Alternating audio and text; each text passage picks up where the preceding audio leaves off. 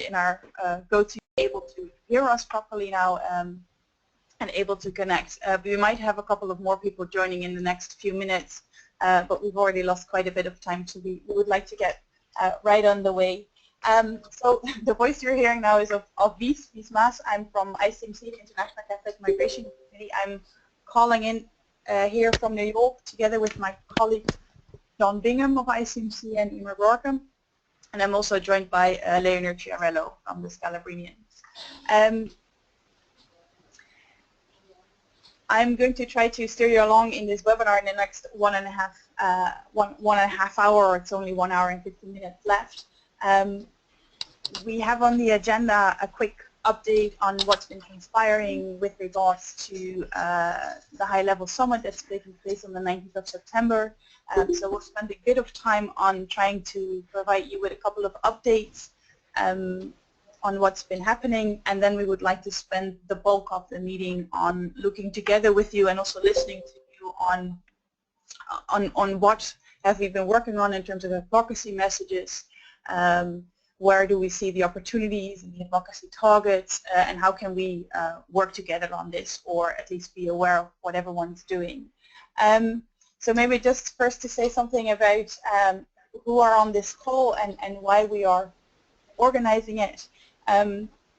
As you might have seen in one of the many emails that we've sent as a reminder, we actually had many more registrations than we had initially expected for this webinar, which I guess is an incredible good sign that that at least there's a lot of interest for this summit from civil society and NGOs side. Maybe a lot of hopes or expectations for what the summit might bring, a lot of sense of urgency of how urgent it is that this issue of refugees and migrants is being addressed in the United Nations. It might also say something about the level of confusion that we've been hearing and we've been struggling with ourselves as well, with so much happening in such an extremely short time frame. And that's actually one of the reasons why we wanted to organize this webinar. We wanted to provide an opportunity to the NGO community worldwide to hear a little bit of what's been happening, and then to also share your issues and concerns moving towards this summit. So first, a little technical issue on how this GoToMeeting system works. What we are going to do, because we are already with 40 people on the call and we're expecting more people to join, we're going to put everyone on mute just to make sure that there's no background noise when one of us speaks.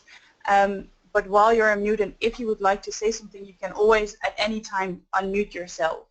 And particularly when we open up the floor after we've done introductions, you can either unmute yourself and try to speak, or you can write in the comment box a note either flagging that you would like to say something, or you can also put your question or your comment directly in the chat box, in the comment box.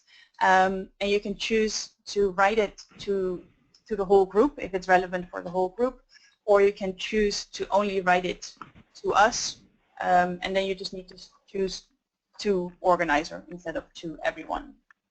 And lastly, just a point of information in advance. We know that there were quite a lot of people that wanted to join but had conflicting schedules. So we've promised not to write an elaborate report of this webinar, but to do a couple of summary bullets and sending around the most important documents and the most important links that will be mentioned throughout the call. So we'll send it to everyone who's on the webinar and everyone who had wanted to be on the webinar. So as a short point of introduction, who are we and why are we organizing this call? So as I already said, I'm Wies Maas. I'm from ICMC, the International Catholic Migration Commission. We are an internationally operating NGO working both on policy and in operations to protect and empower uprooted people regardless of faith, regardless of ethnicity, regardless of race. And we as ICMC, together with the NGO Committee on Migration here in New York, who are also on the call, and ICFA, who I believe are also on the call, decided a couple of months ago that we should put together a group of NGOs that are active either in the field of protecting refugees or active in the field of protecting migrants, or working on both, we decided that we should form an action committee to work together on messages, to work together on advocacy, very much towards the 19th of September summit, but also looking beyond. What will happen after the summit? What will happen with whatever governments will be able to agree to in terms of follow-up, in terms of implementation, and in terms of accountability. So this action committee started about 6 weeks ago to organize calls among themselves. There are 22 NGOs on this action committee. But at the same time, we started to realize that, of course, the NGO community working on these issues is much, much wider than just these 22 NGOs. And we wanted to come up with a mechanism that we could keep other groups, other networks involved of informed on what the Action Committee is doing, and also give other NGOs the opportunity to contribute to the work that civil society is doing at large towards the summit. So that's why we're organizing this webinar today as a first, I guess it's a little bit learning by doing and a trial to see if this is useful for you, and if it is, if we deem this a useful approach to keep each other informed, we might organize a couple of more webinars along the way on the road towards the 19th of September. What we're also organizing, and I hope that most of you have received a notification on that, for those of you who are able to come to New York this week or next week, we are together organizing a preparatory meeting on Sunday the 17th of July, which is the day before the actual UN hearings, but I'll get to that in a moment. We're organizing a self-organized preparatory meeting of civil society to get to know each other, to get to know each other's messages, and to see where we can work together. So maybe just to emphasize one point of clarification, because there might be some confusion on this.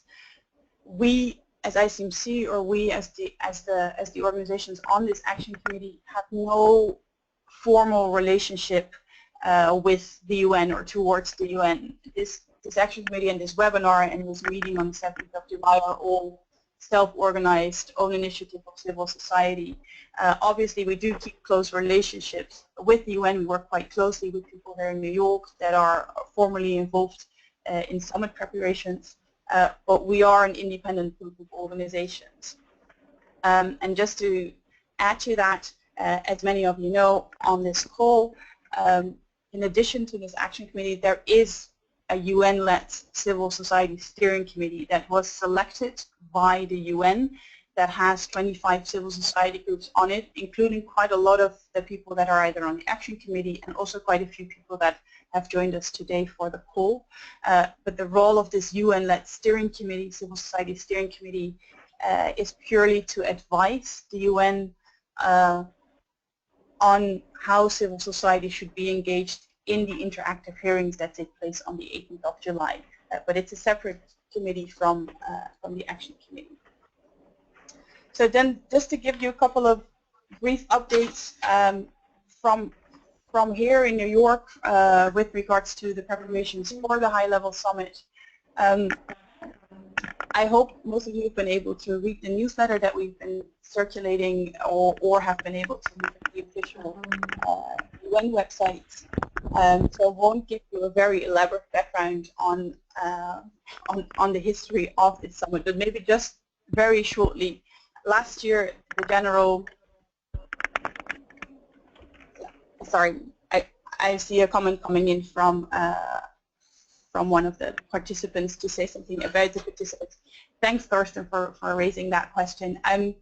Yeah, what we can do is send around a list of the participants of the webinar so that you know who was on. We have decided not, or we would like to suggest you not to do a round of introduction because there are so many organizations on the call and we might lose some time on that. But maybe just in general, the type of organizations that are on this webinar are basically NGOs from all around the world. So we had, I think, organizations registered in 35 different countries. Some of us are refugee protection groups. Some of us are development agencies. Some of us are migrant rights groups, some of us are labor unions, so it's a quite diverse group of various civil society organizations that are on this call. I did see that even some international organizations registered recently, but I don't know if they're actually on the call. But as I said, we'll circulate a list of the people that that are on the call so that you know, that you're aware who was present. So just as a background to the summit last year, the UN General Assembly decided for the first time in the history of the UN that they should put on a high-level meeting on the issue of addressing movements of refugees and movements of migrants. Well, obviously, we all know, and you know much better than I do, what's been transpiring on the ground. There's the largest displacement since the Second World War. There's continued crisis. People are dying en route, and there seems to be no coordinated response really from UN member states on addressing these issues. There's a lack of funding, there's a lack of resettlement places, there's a lack of livelihood for refugees and migrants, and that led to UN member states to put on a summit on what's called large movement of refugees and migrants. As I say, it's the first time within the history of the UN that the General Assembly is actually putting a meeting on this topic on the agenda that looks at both refugees and migrants and the interconnectedness between the two phenomena. The title of the meeting, for some reason, is Large Movements, and there isn't really an agreed definition of what that means. And member states actually, at this very moment, are still sort of battling and arguing what does it mean to look only at large movements, and how do we define a large movement, which is interesting also for us, because it creates an opportunity to widen the agenda to general questions of migration governance, to general questions of migrant rights protection, because there isn't necessarily an agreement on what a large movement of migrants or large movement of refugees consists.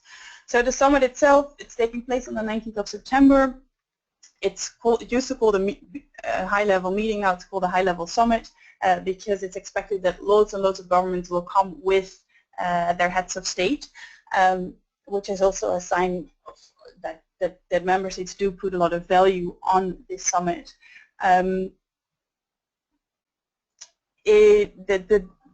meeting itself is expected to adopt an outcome document, which is foreseen to be a political declaration that governments agree to by consensus, and it's most likely, but we'll get to that in a moment, will most likely be accompanied by an annex that is called the Global Compact on Responsibility Sharing for Refugees. But I'll get to that in a minute. So the summit itself on the 19th of September will be a one-day meeting where there will be plenary. There will be actually two plenaries where governments and heads of state will give public statements, political speeches, and at the same time there will also be six roundtable sessions that are supposed to be a little bit more informal than the formal plenary sessions. As I'm sure you all know, the Secretary General of the UN decided in January to put together a team that would help prepare for the summit, and appointed an ambassador, Karina Buzai, to work on the preparations of the summit. And that team, together with the Secretary General, produced quite an extensive and elaborate report from the Secretary General's office with a huge analysis of the various issues that should be addressed in the summit, and a set of recommendations that the Secretary General and the UN system gave to member states. So the recommendations are structured around three pillars. One looking at a global compact for responsibility sharing with refugees, one looking at a global compact for safe, regular and orderly migration that should be developed over the course of the next 2 years, and one looking at how and where do we protect refugees and migrants jointly? How do you uphold the dignity and the rights of migrants and refugees en route, but also in the countries where refugees and migrants arrive. So that report of the Secretary General is really the starting point for the various member states now that they start looking at this outcome document, this political declaration that I just mentioned. Then just to say something quickly about the way governments are working towards this outcome document, and also the way civil society is involved or may be involved. As you know or might have noticed, there has been quite a delay for governments to start organizing around this summit, and part of the delay was because governments couldn't agree on the modalities that should govern this meeting and should govern the process towards the political declaration. And the biggest point of contention on these modalities was, how do we involve civil society? What's the role of civil society? And in particular, there was a big point of contention between governments that want to object to certain civil society organizations participating, in particular civil society organizations that don't have accreditation with the UN, and other governments that don't want that objection. So in the end, it was agreed that governments can object to civil society participations if they don't have UN accreditation, only for the summit, which is on the 9th of September, not for the hearings on the 18th of July. And there was some sort of a classical UN type of consensus that even though governments are allowed to object to certain participants or certain organizations, other governments wanted them at least to disclose this information on why are they objecting to a certain organization and who is objecting to that certain organization. And there is now some sort of a footnote in the modalities resolution that is a little bit ambiguous on whether governments should actually disclose this information or not. I'm just mentioning it not because I think we should spend a lot of time on it during this call, because we want to get into the outcome document and the advocacy messages. I do think it's problematic for a lot of us working in this UN framework, but also nationally, that we've really seen the space for civil society to really generally participate in this process is shrink, and the space is threatened. So again, it's maybe not something that we want to address too extensively in this call, but it is something that we need to be aware of and we might want to respond to at one point. So then quickly, what according to this modalities resolution are the different roles of civil society in the summit? So as most of you know, next week on Monday, the 18th of July, there are the interactive multi-stakeholder hearings taking place, for which there's been a selection process and a registration process that is now closed. It's the one-day formal meeting where civil society gets to speak on the record, out of which there will be an official UN report made that will be forwarded to member states to take along when they further negotiate their outcome document. So that's one. The other official role of civil society that's been foreseen in the summit is on the 19th of September itself. There's a couple of speaking roles during the summit.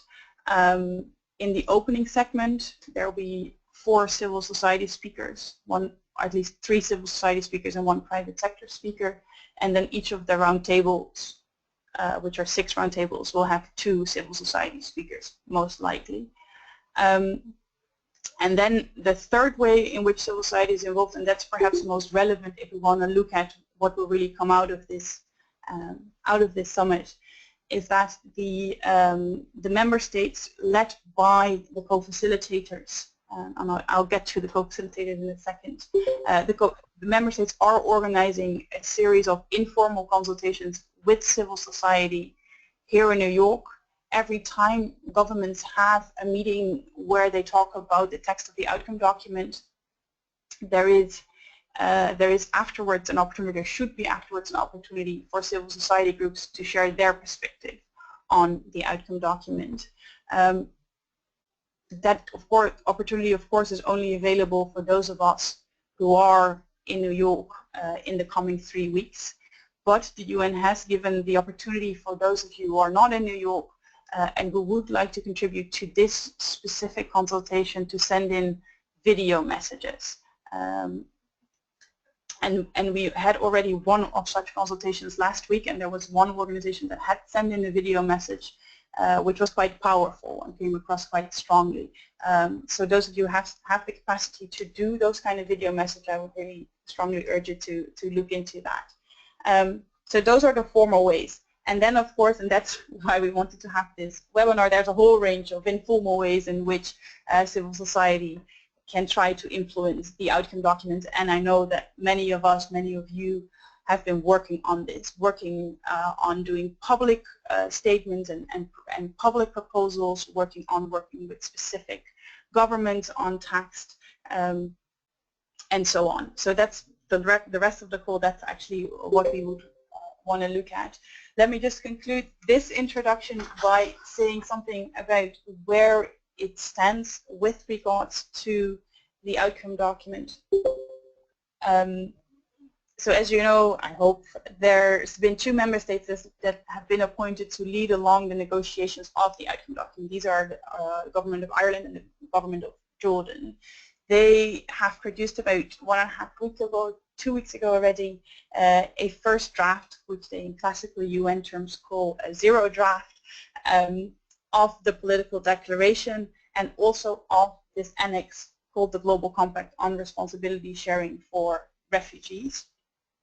And what is mentioned in the political declaration is that a global compact on safe migration, safe, orderly, and regular migration should be negotiated over the course of the next 2 years. That would be a decision that the summit would make.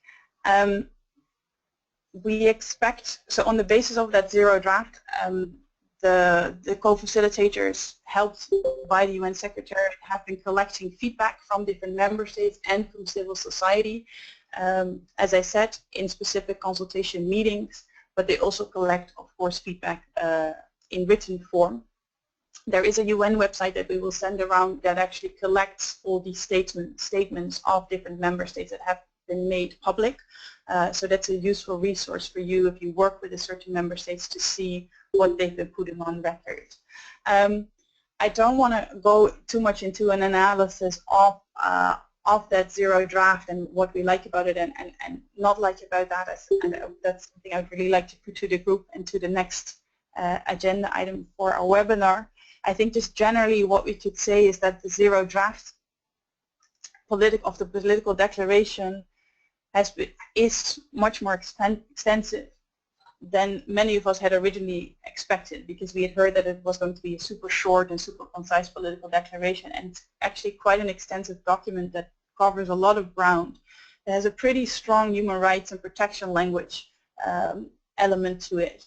But what we've been hearing from a lot of NGOs that have been able to work on it, but also from quite a lot of member states, is for all its great language and for all its great human rights focus, it's really not specific enough. It's not actionable, and it's really hard to see whether the outcome document as it stands now is really going to help in changing realities on the ground, whether it's really going to be a game changer. So that's a big question for us and for the member states. Can the outcome document become more specific?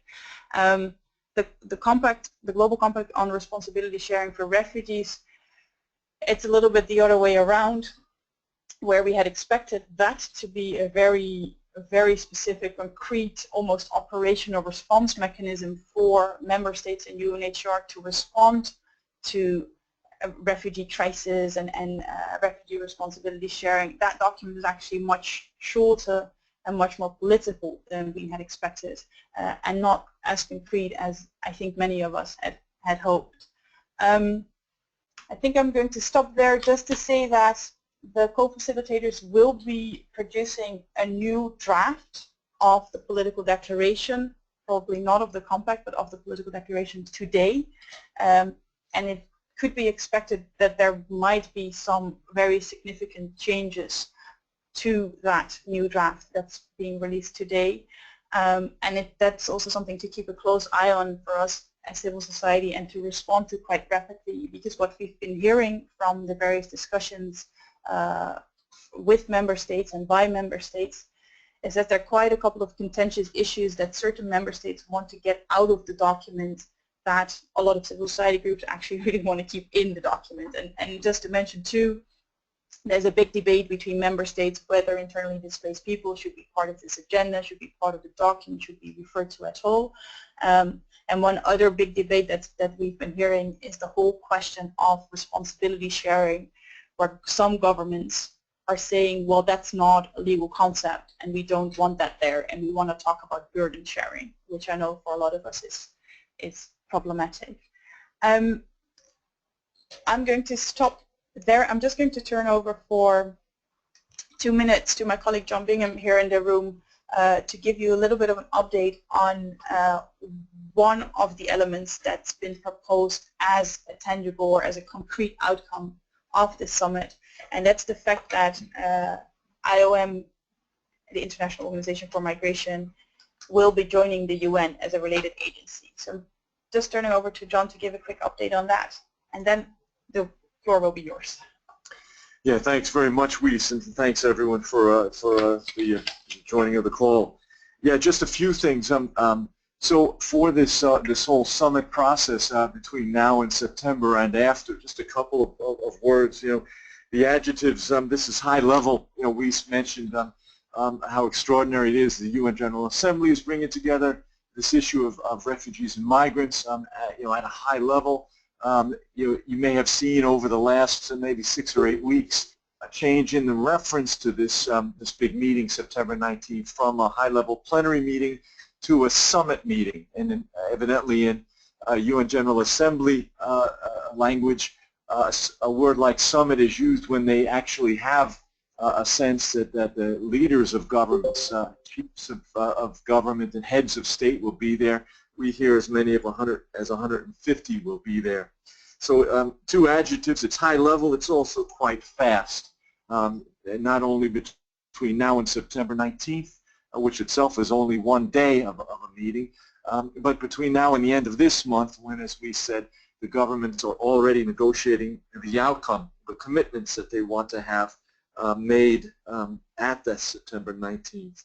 Summit. So for the purposes of this conversation, I think we want to suggest to people for detailed questions and information about the process, about any number of these issues. There's not 1, not 2, but 3 newsletters that we've, a wide group of us have already put out that has a lot of detail and links to all sorts of documents and process.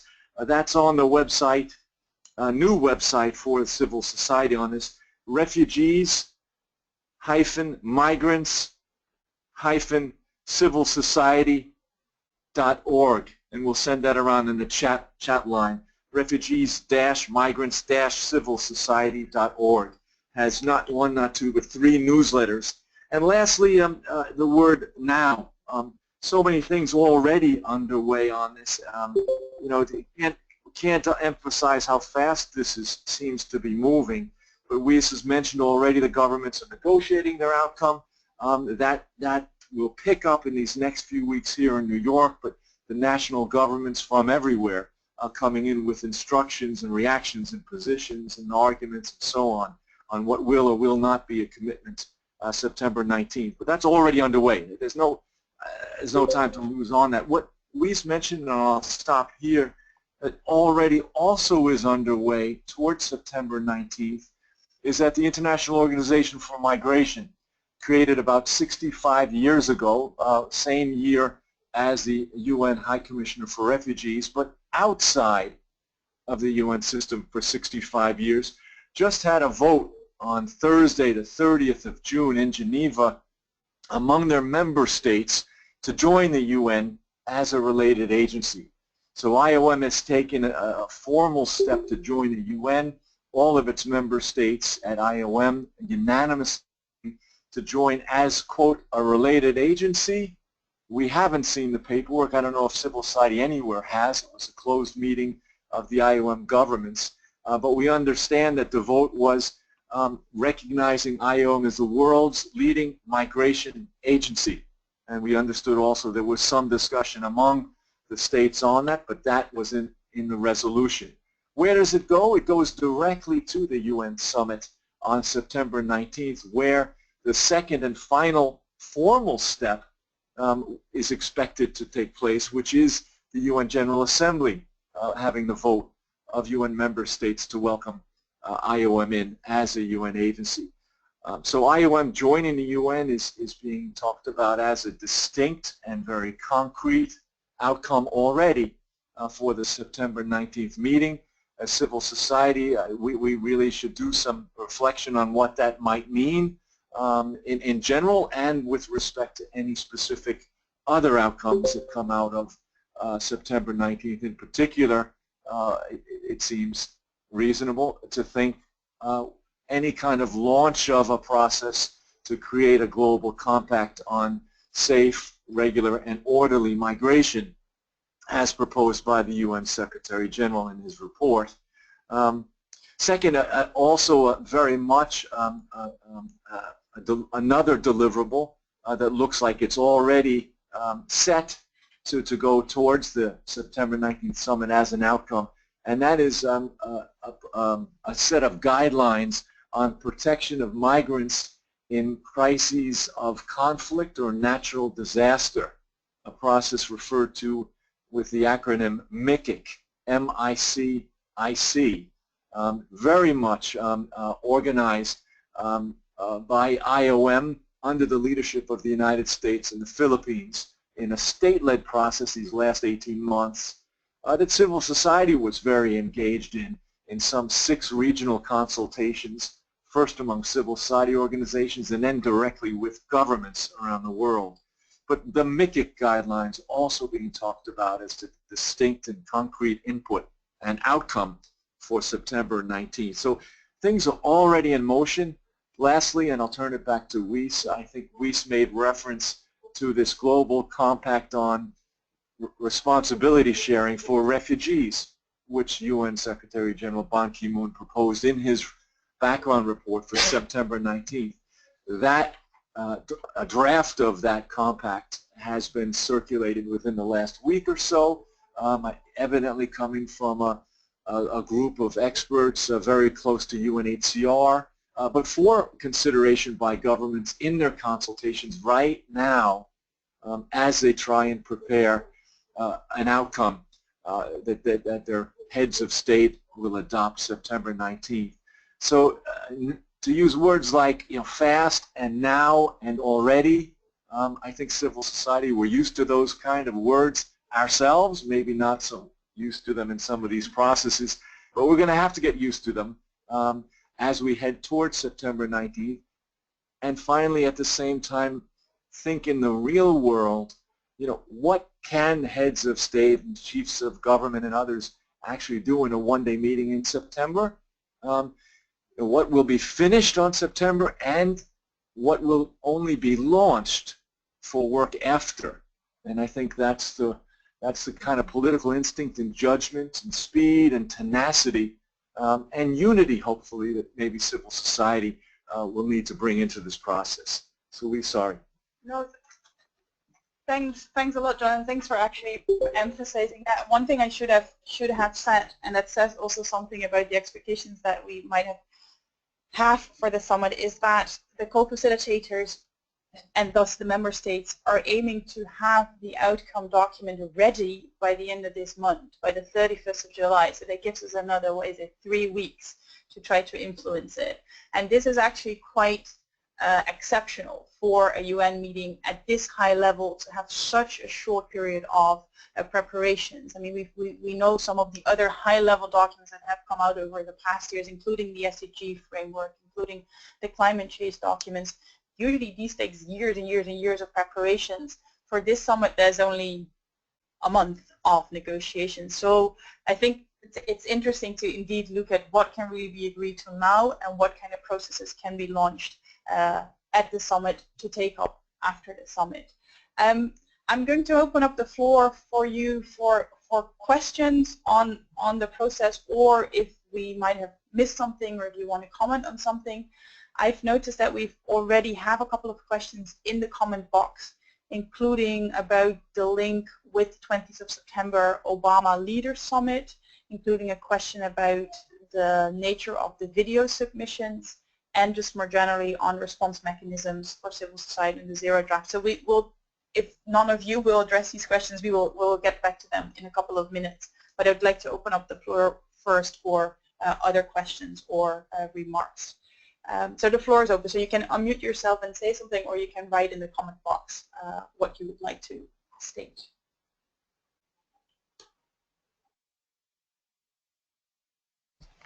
Hi, there's Torsten from CCME in Brussels. Thanks for your input, Vivis and John, very, very impressive.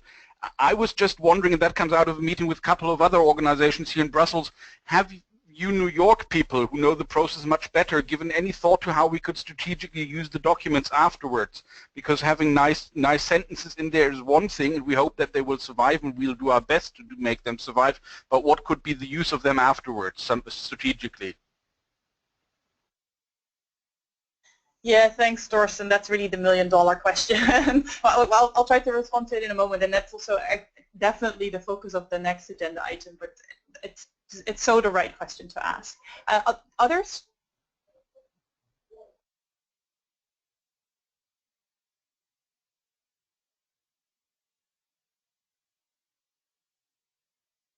Melissa Pitati here with ICFA. Greetings, everyone. Thank you for an excellent webinar so far. We've received messages even today from some of our members when they will hear from the UN on the status of their applications, the applications that they submitted online to attend the July 18 informal hearing and or the 19 September summit. And I know that we don't have control over that as NGOs, but I wonder what's the latest that we've heard in terms of NGOs being able to hear back from the UN on that application process. Over. Thanks, Melissa. That's a worry. Well, I'll respond to that in a moment. Others?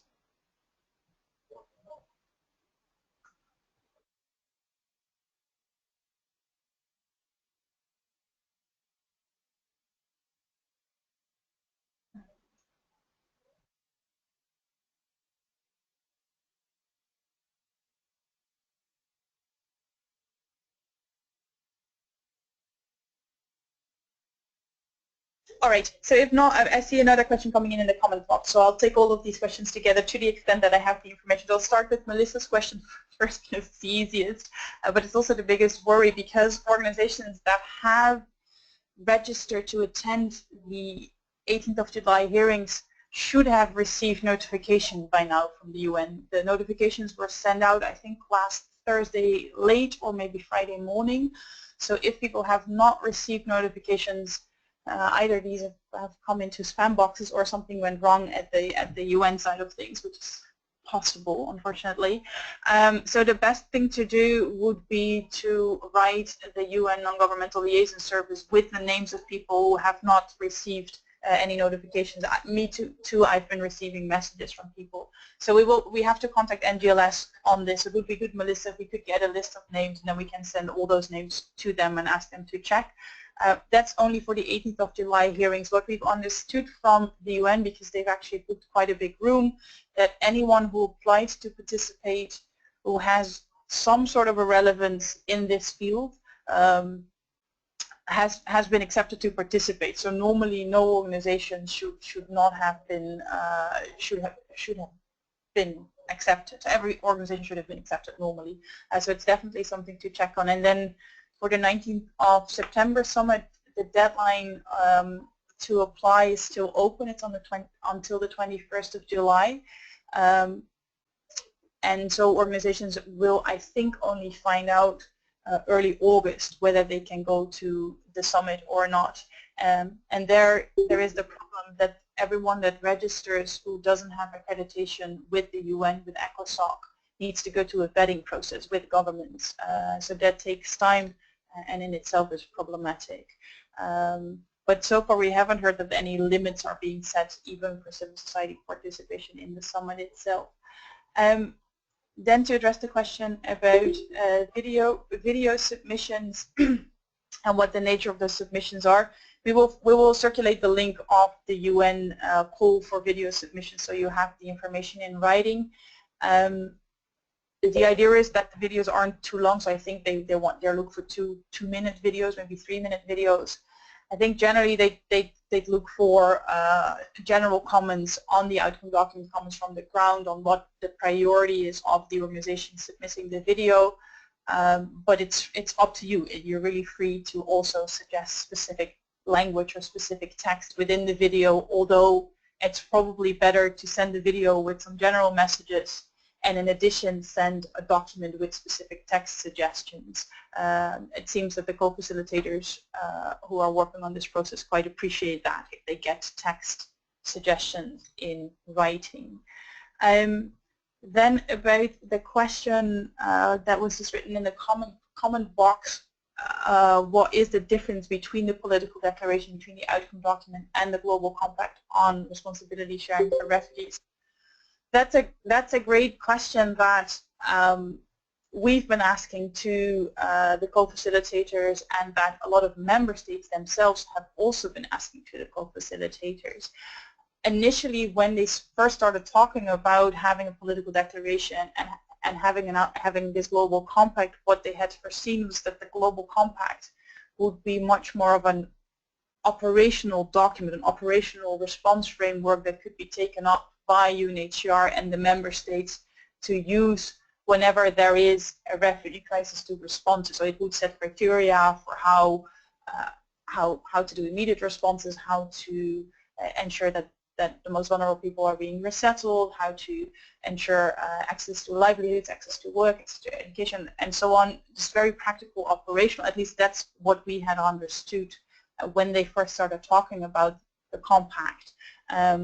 But if you read the document, it's not like that at all, and then it becomes, at least that's my reading of things, and thus it becomes quite questionable what the point is of having those two documents. So it's one of the questions that we actually put on record last Thursday when we had a public meeting with the co-facilitators, and we're waiting for a response, and we're waiting for the next draft to come out and see how this will be addressed.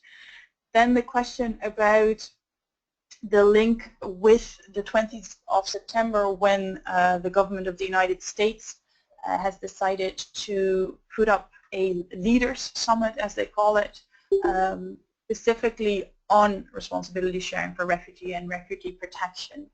So there are, as far as we understand, no formal linkages between the UN summit and the Obama summit, but obviously it speaks at least partly to the same issues.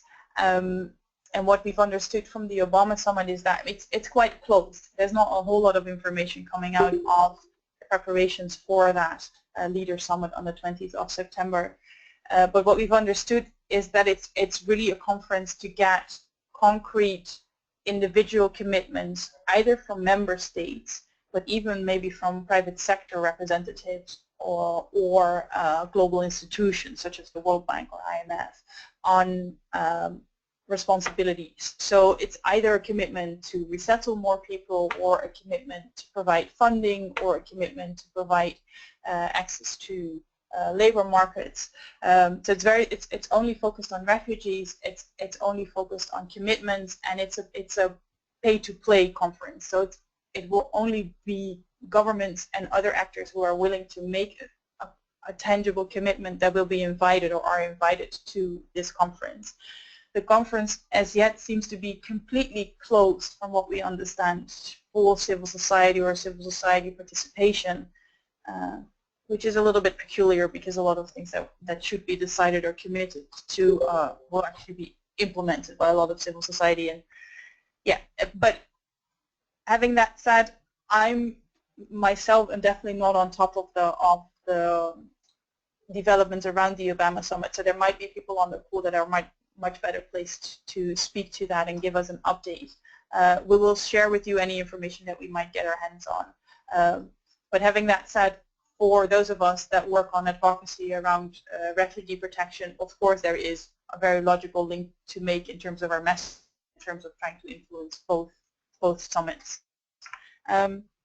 And then the last question that I've noted was whether there is an official response mechanism for civil society to respond to the zero draft. So I guess the official response mechanism, although it's called an informal mechanism, are these consultations that the co-facilitators are organizing every time they have a meeting with governments, there'll be a meeting with civil society where civil society can provide input. And there is this opportunity to provide videos. I think it's also possible, well, it's absolutely also possible to just send in comments to the co-facilitators, as well as there is a dedicated UN email address that collects all the responses to the zero draft. So there's always the possibility to send in text, but we can, I think that's what we want to address in the next agenda items. What's most strategic for us as civil society to work together in putting certain suggestions to either the UN or certain member states or the co-facilitator. So I'm going to park part of that question for the next agenda item. Let me open up the floor one more time for further clarifications or for anyone who would want to add something with regards to the responses just given, and in particular the Obama summit on the 20th of September.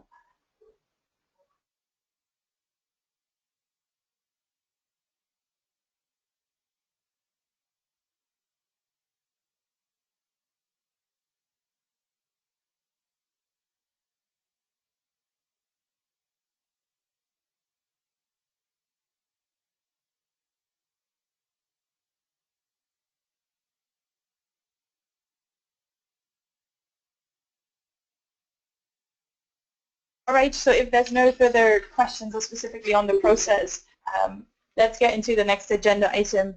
And needless to say, the lines are, the email lines and the phone lines are always open for questions after this call. So for the next agenda item, and I'm mindful that we only have, well, officially half an hour left. I hope that some of you will be able to stay maybe 10 minutes extra for the time that we've lost at the beginning of the call. But for the next agenda item, we would want to look with you together of where are we in terms of civil society advocacy towards particularly the outcome document. What have different groups already been doing? Which specific champion states or member states have you been working with? And what should be next?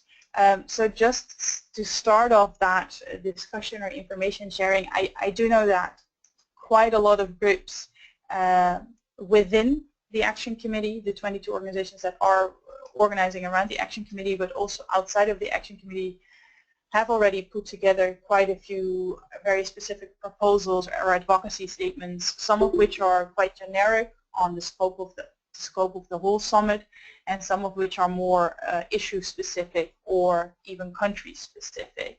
And what we've done, we've on that website that John just mentioned that is for and by civil society, we've created a space for resources from civil society. So if there's anything that you've produced as an organization that you would like to be showcased there, you can send it to us and we will put it online. I want to mention two specific advocacy efforts that we've been working on and where we might be able to connect. So one of the advocacy documents that we've been working on with the Action Committee, but then has gone out for much wider support and sign-on, is this document called the New Deal for Refugees, Migrants and Societies. That New Deal, the initial text is based on input from about 140 organizations around the world that either completed a dedicated survey that we put out or filled in the online survey of the UN with key messages. And it basically puts together a couple of starting points that we want governments to consider, wanted governments to consider, I should say, before they started to negotiate the zero draft. So this New Deal document was published right before the zero draft, like a couple of days before the zero draft was published. And it's, as I say, it's a set of starting points that the Action Committee agreed on should be priority points for the summit. It's also a document that we would sort of want to use as a baseline whenever we look at the zero draft or the next drafts that are coming out from the outcome document, to compare whether the priorities that were mentioned in these new documents actually found their way in the outcome document. But the New Deal itself doesn't give necessarily very specific language or very specific operational mechanisms that we want to have in the outcome document, and that's really the next step. So the new deal is organized, and I hope you've read it because I know we've circulated before the meeting. Just super briefly, the new deal is organized around a set of 4 sort of organizing principles that we think should be starting points and part and parcel of the outcome document. And that's his whole, so those starting points include that we think the proposal should be actionable and verifiable, that there should be an accountability and implementation mechanism, that is very important that civil society's voice and ideas are heard and included at every step of the way, from inception to implementation. But also that while the summit might be looking at sort of longer-term planning and longer-term action plans, including this compact on safe migration, that shouldn't stop governments from putting measures in place now to save lives and to uphold the dignity and safety of migrants and refugees.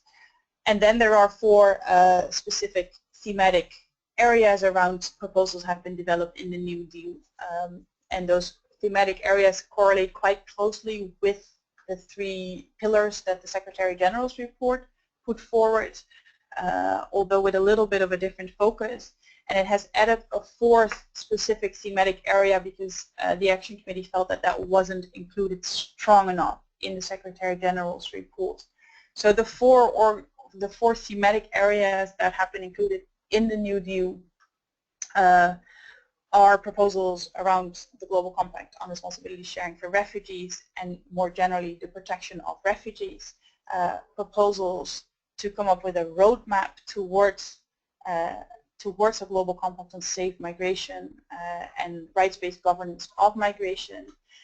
And then there is a proposal that's a little different from the Secretary General's report in that it proposes to put, for member states to put in place an action plan now to protect and save refugees and migrants that are vulnerable en route, in transit, on the move, but also on arrival. And then the 4th action area, the 4th thematic area in the new deal is to look more deeply into the whole question of social inclusion, the social inclusion of both refugees and migrants, creating welcoming communities, and combating xenophobia, racism, and discrimination.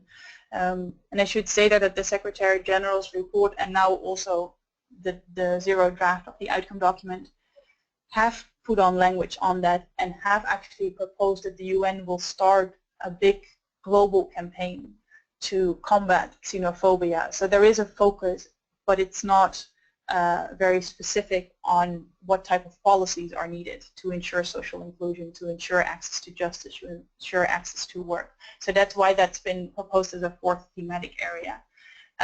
So that's the first collective advocacy effort that we did. And as I say, that document has gone around for sign-ons. It's still open to put your organization's name to it if you agree that it's useful as starting points. But at the same time, we as the Action Committee and also as the wider NGO community working at least here in New York, have shifted gear in trying to respond directly to the 0 draft document, because that's what governments will be doing. They will be looking at that text and negotiating that text. So what we've done is we've created a consolidated response from the various organizations in the Action Committee into one document as to what do we like about the outcome document, the first draft of the outcome document, what do we really not like, what's wrong with it, what's missing, and what's next, basically. So we'll circulate. I don't think we've circulated that document yet, have we? No, I apologize for that. So we'll circulate that document after the meeting, just as a resource for you if you think it's useful for your own advocacy efforts. Just super briefly, what's in that document, in that consolidated response to the 0 draft, are 3 or 4 sort of general observations. One is that I've already mentioned earlier, that most organizations do feel that the document does cover a lot of scope, and it's good that it's grounded in existing frameworks, existing conventions, existing human rights law, humanitarian law, refugee law, and even the 2030 Sustainable Development Agenda. But that's what is really needed, is that those existing frameworks are then translated into policies and into practice and into action, and that is what the outcome document should propose. How are these going to be translated into action? And that's what a lot of groups feel is missing in the outcome document. So there's sort of three general observations that are put in this consolidated response to the zero draft. One is this, that the proposals aren't very actionable, and that there also seems to be a lack of an idea of implementation and accountability mechanisms after the summit. So that comes back to your question, Torsten. There's not a lot of talk on resources needed, funding needed, what are the specific timelines, and so on. So that's one point of sort of general concern. The other general concern is that the document isn't very specific on solutions. So even though it has vague references or good references to upholding the rights and dignity of both migrants and refugees in a shared chapter and in separate chapters, it never gets really specific on what these rights are and what these needs are of specific groups of refugees and migrants, and what then are the response mechanisms to make sure livelihood and decent work and that health and education is provided, and so on. And the last point of sort of general concern that's raised in this consolidated feedback is that the first draft of the outcome document doesn't really acknowledge the important critical role of civil society, in particular refugees, migrants, and displaced people themselves at the table at every step of the way. It has some references here and there, but it doesn't put it up front that civil society is actually quite important when you talk about translating policy into national action plans, when you talk about monitoring, when you talk about implementation in cases. So those are the three sort of generic points of concern, and then there's a whole lot more analysis on specific language that's being used that's quite off or that's quite good, and so on and so forth. So this specific piece of feedback has been submitted to the co-facilitators as well as to the UN system, and then there is quite a lot of groups within the Action Committee and outside the Action Committee that have done their individual responses to the zero draft, given the priorities that their organization has been working on. And as said, we're trying to make an effort to collect all those pieces of feedback and put them on that dedicated website. So lastly, and then I want to open up the floor and hear from you what you've already been doing in terms of advocacy, and particularly what you think is most strategic to focus on now, since we've only have really a couple of weeks left until the outcome document should be concluded. One thing that we've been sort of trying to look at here in New York in terms of putting forward proposals for a specific text in the outcome document, we've been sort of trying to see what's most strategic, and have decided that some suggestions need to be made public, particularly when it comes to general comments or general concerns or general feedback. So sort of the general suggestions, we've been proposing to put those to post those publicly, to put those to the co-facilitators, to put those to all the member states. But then when we get into the issue of proposing very specific language, it's sometimes more strategic to actually not make that public, but work through certain member states. Because what we hear is that even though the co-facilitators have been quite willing to listen to civil society and take on proposals, it's infinitely more easier for them to input proposals into subsequent drafts of the outcome document if they come directly from member states.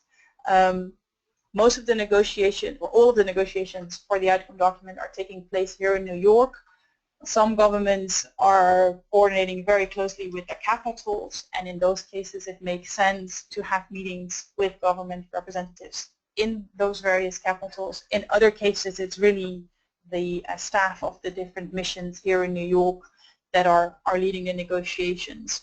So at least for those of us who are here in New York, we've been trying to sort of make a list of power brokers or champion states on various issues and try to target those governments in terms of having informal meetings or having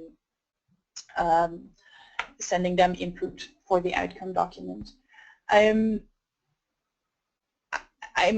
But I'm going to leave that for now. Maybe we would want to do an analysis of who are the champion states on various issues. And obviously, some governments have much more priority on getting the refugee responsibility agenda right. Other governments are much more interested in working and talking about a broader protection agenda for migrants and migrant workers.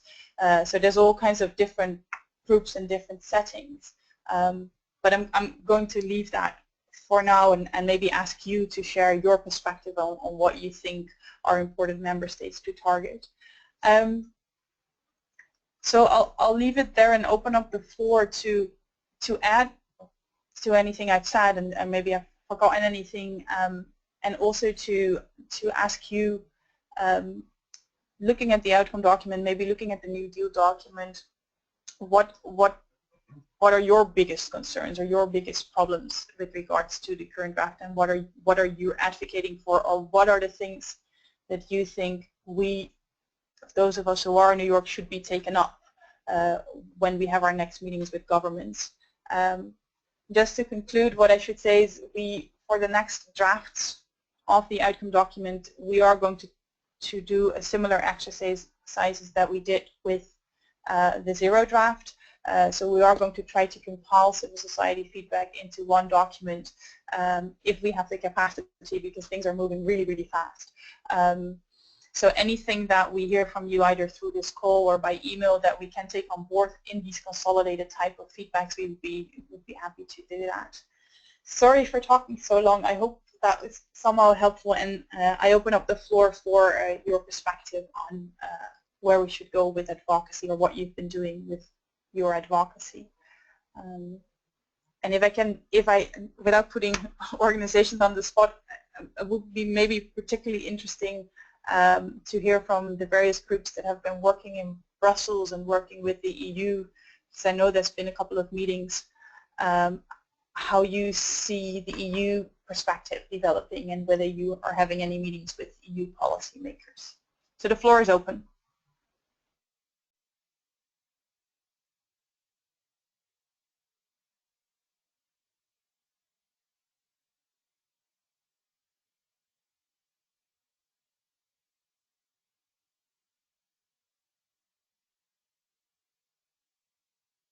Well, Torsten here again. I wasn't going to take the lead on that because there's others who are probably a bit better informed about what's been happening on the Brussels level, but there have been indeed a number of meetings between individual organizations and member states, but also people in the European External Action Service and people in the Directorate for Home Affairs. And at the moment there seems to be a certain struggle between the two latter ones, namely Home Affairs and the European External Action Service, and there's some wondering whether one could profit from that, to say the least. In the sense that we have a very, very security-driven agenda at the moment on the European level, which also talks about global partnerships in a very limited way and very instrumental way of trying to reduce any migration flow to Europe. And we're trying to see whether there's some more space with the European External Action Service agenda in that.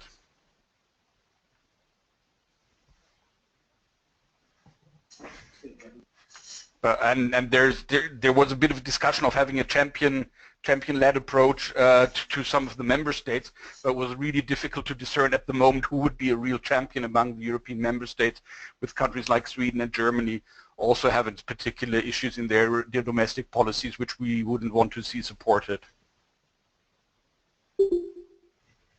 Yeah, thanks a lot for sharing that, Torsten. And we also had a discussion here in the city with a representative from Germany, and it's quite hard because they said, well, in principle we speak with one voice and we speak with the EU's voice, and we're not going to speak as an individual country. So we would then need to even if there are certain things that Sweden or Germany could champion, putting aside what we would be critical of the things that they are not doing so good in their country, they would then have to champion that within the EU positioning, because as much as possible, at least, the EU is going to speak in one voice in this summit, and it's what we hear from the EU representative who just came from Geneva to be based here for a month, is that it's really, really hard because there's a lot of disagreement among the EU member states of what's being championed. And I mean, of course, we're all look with I guess, horror on this whole securitization of the migration agenda, and it doesn't sit well with the objectives of the summit. No. Are there others? Yeah, go ahead, Torsten. No, I've said what I had to say. Thank you.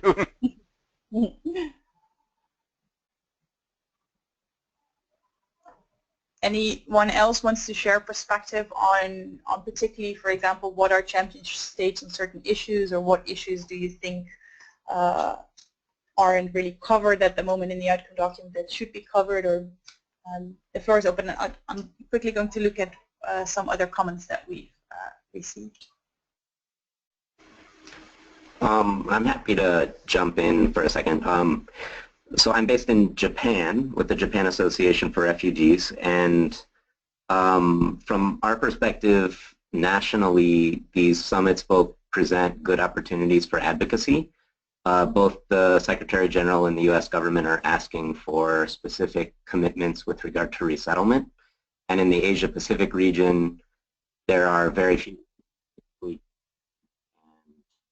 Korea are the only two Asian states that have a resettlement program.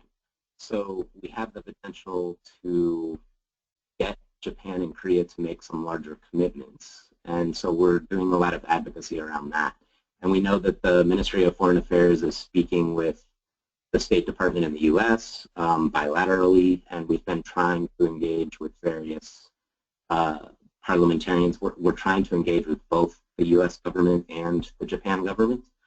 And we've just had elections here in Japan yesterday, so we knew that no decisions were going to be made until after that. So kind of now until the end of July, maybe the middle of August, is really like the time that decisions are probably going to be made. So we're trying very much to do a lot of national advocacy and trying to get messages to the U.S. government that we think are going to be effective in Japan.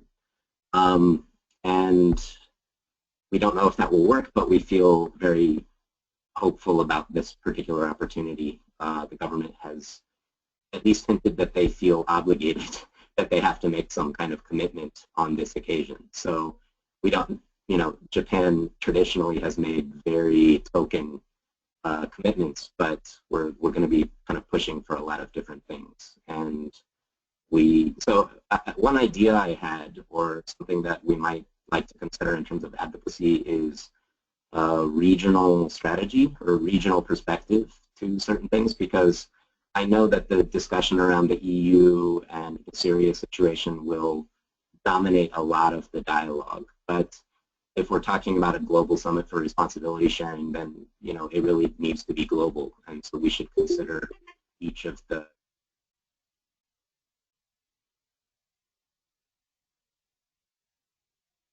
We just lost you there. Oh, my. Thanks a yeah, lot, Brian. Oh, yeah, there you are. No, I don't know You where got you caught up at the doodle. I was the first person to do the doodle. That's why I couldn't remember if I had done the doodle. A doodle for Hannah for the interview. All right. Thanks, Brian.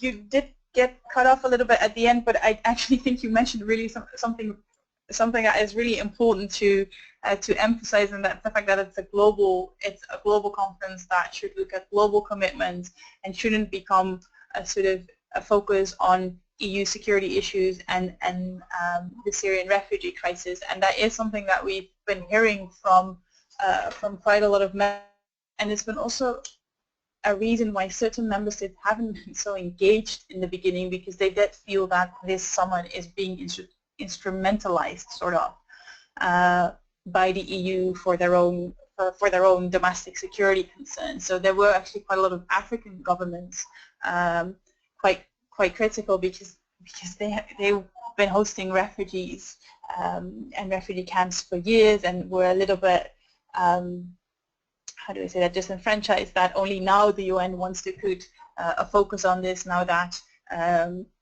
certain Western governments are experiencing a challenge or a problem.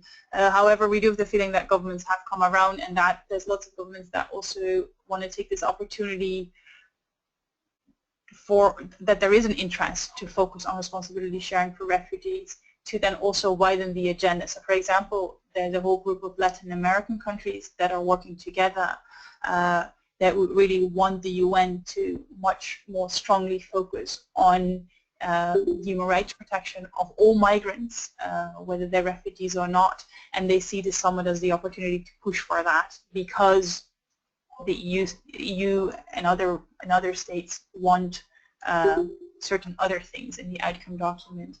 But I do think it's quite important that there is this sort of different regional focuses and different regional strategies. So it would be interesting to see which groups in Asia are working on this and where there could be a link made. I'm mindful of the time and that this should have been the time that we would have stopped this this webinar. If that's all right with you, we would like to go on for another maybe 5 or 10 minutes just to see if there's any other interventions. And then there's a couple of questions from the comment box. So the floor is open for another 5 minutes or so. Can I say something? This is Eva. Yes, Eva. My question would be, I would be interested if those of you who are still left on this call, what thoughts you have about the governance of the migration, you know, with part of the migration compact, and particular agencies, or who you think would be what civil society should advocate for, and why? Thank you.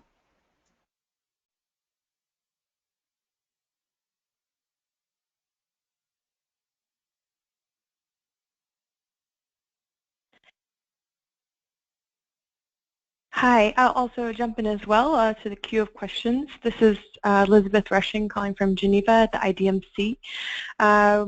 We've been calling for more attention to internally displaced people as well, and thank you for noting that as a contentious issue in the formulation of the agenda.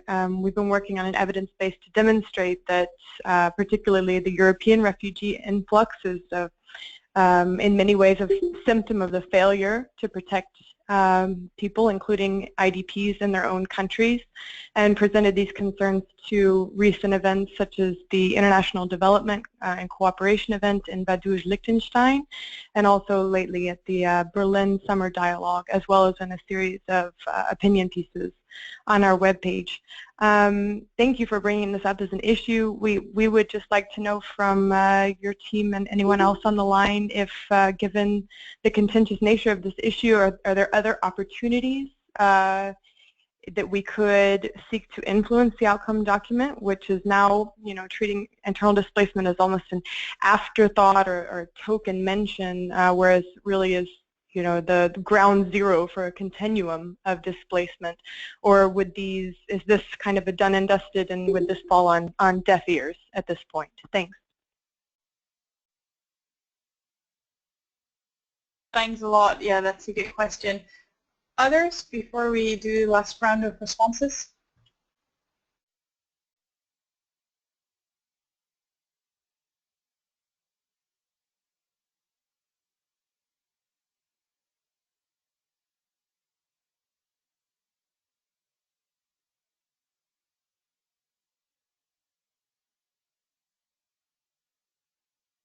All right. Well.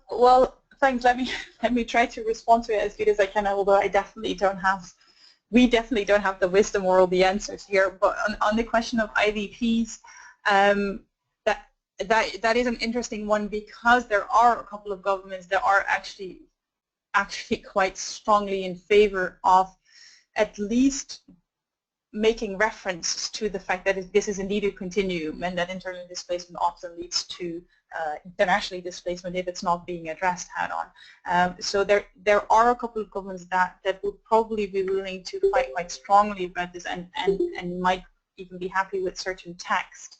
And this includes the United States and Switzerland. Given that you're based in Geneva, maybe you have some good contacts with the Swiss government. But the problem is that there are other governments that have sort of noted that this is a red line for them.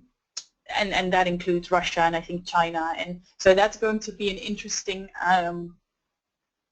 well, I don't want to say game, but it's going to be an interesting process to see how the co-facilitators who have to make the decisions on what text do they put in the next draft, how they deal with that. I do think Ireland as a country, taking off their co-facilitators hat, also is actually quite interested in addressing the issue of internally displaced people within the outcome document. But it's as I say, it's a contentious issue because there's a couple of governments that have indicated that that's a red line and that's not what they want to talk about. So I guess probably what would be most strategic to do on this specific issue is to go through a couple of friendly states that are willing to push forth certain language. Then there was a question in the comment box about the focus on education for specifically for refugee children, but there is of course a wider question of access to education for every kid. This is something that I don't have the analysis, and it would be great to link you with the Save the Children representative here in New York, who's been working quite specifically on the call to have children no longer out of school than 30 days and to provide quality education. There is reference in the Zero draft that children shouldn't be out of school for more than a couple of months, if I remember correctly, and there are a lot of member states who are willing to put language on that in the outcome document, although I haven't heard many say that they specifically want this target of having children not out of school for longer than 30 days is something they would work for.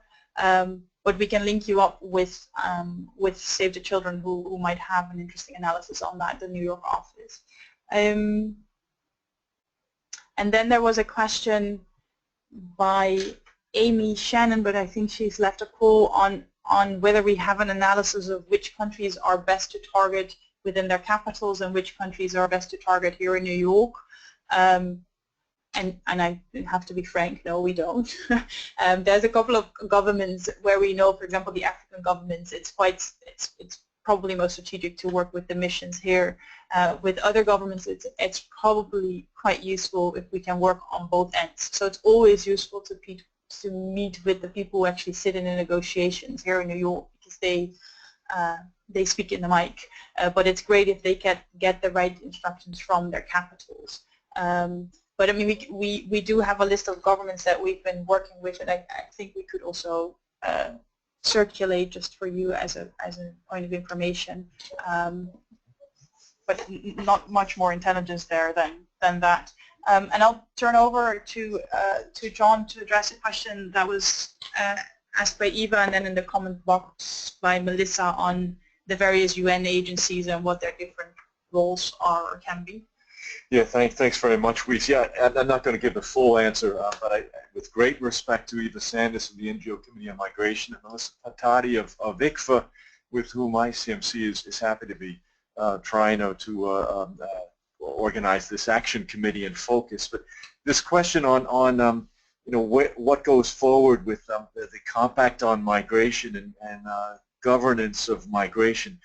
Clearly the UN Secretary General proposed in his report, as we said, a pillar 3, the third of the 3 pillars, was the development, was for this summit in its outcome to launch a 2-year process led by states, not by IOM, not by any other UN agency, but led by states to create a compact, some type of international agreement on international migration, not IDPs, to be adopted by states at an international migration conference, a new one, in 2018. So no one has the answer quite yet as to what that might look like in the sense of a lead UN agency, IOM, from September 19th onward, or anyone else, but it would be states-led. So the question would be, surely, where does IOM fit in there as a new UN agency with responsibility in the migration field, but not exclusive responsibility? You know, where are the other UN agencies, ILO and OHCHR, UNHCR, UNICEF, with responsibilities for people on the move in various aspects? Where will there be coherence among the different international agencies and their mandates that pertain to people on the move? Where will there be coherence, frankly, between any new global development of a global compact on migration and whatever might come out of the same summit of a global compact on responsibility sharing for refugees, or Pillar 1, you know, greater protection of vulnerable migrants on the move? So coherence will be a challenge across the board. I think for civil society, you know, we have to maybe look at our experiences this year in a number of these high-level processes and ask ourselves, whether it was the World Humanitarian Summit or other processes, where have there been promises and commitments, processes that have involved states and others, and what has really gone forward with what amount of detail? I think we have to look ourselves at essentials. What do we say is absolutely essential to come out of September 19th? Human rights orientations, human development emphases, real-world solutions that look at mixed migration and not just separate refugee and migrant realities, the urgency and real time to developing these commitments or compacts might be. And honestly, I think where we started, civil society's place in this. You know, when the Secretary General in his proposal, when governments, UN member states, when maybe international agencies say, yeah, it'll be a states-led process, we have to be clear in civil society. States-led does not mean states only. And civil society has to be at every table, in particular with migrants, refugees, and diaspora at these tables. So, you know, when we talk about how to go forward, I honestly think whether it's on governance of migration and where global compacts would be, I think we've got to get our fundamentals as straight as we can, as united as maybe we can, no more, no less than what's possible across our various networks and regions and work. But even in civil society, where is our coherence on these points? Where's our contact with governments? And to finish with Luis's emphasis, you know, how many capitals are we talking in with our governments right now as they develop their commitments for this outcome document this month?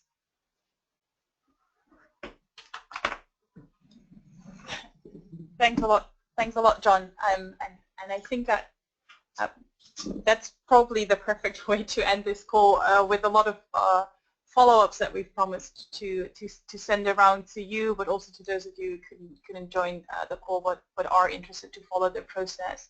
So let me just finish by thanking you very much for your interest and for your participation. As I said, the lines are always open for phone calls or emails.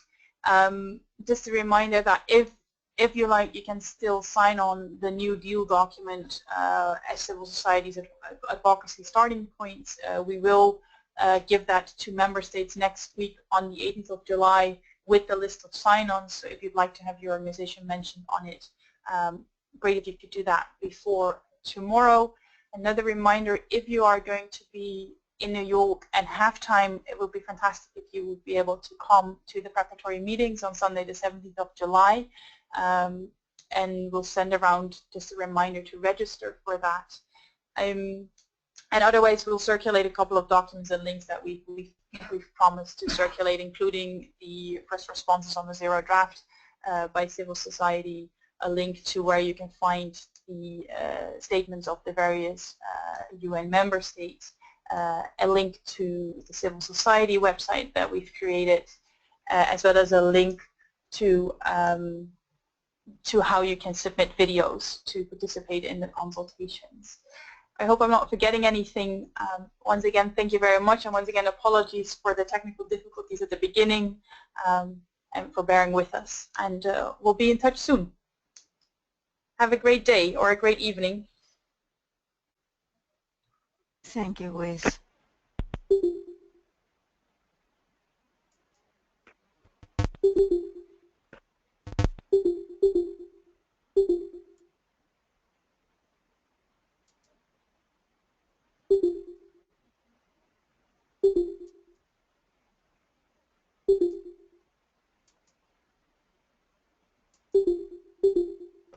Come on, close it up.